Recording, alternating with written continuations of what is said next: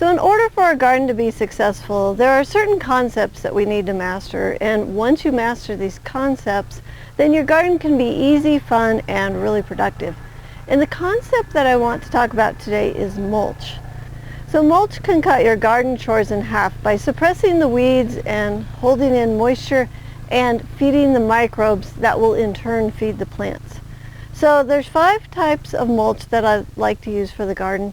My favorite is grass clippings. The second is organic straw or hay, preferably hay that's not first cutting so it doesn't have grass seed in it.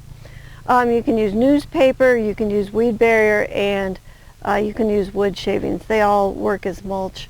So if you would like to learn more about how to use the different mulches successfully, you can watch our video that we made. It's at thelivingfarm.org/5-organic-garden-mulch-options. We'll put that on the screen and in the description below so that you can go watch that. It's a great little video just on the different mulches and how you apply them and put them on. So if you don't like weeding, then you will like mulching.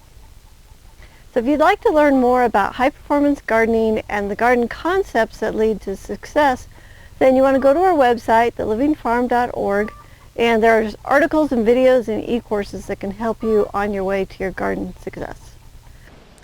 If you want to learn how to grow $2,500 worth of organic produce with only a 15-minute-a-day commitment, sign up for the High Performance Garden Show.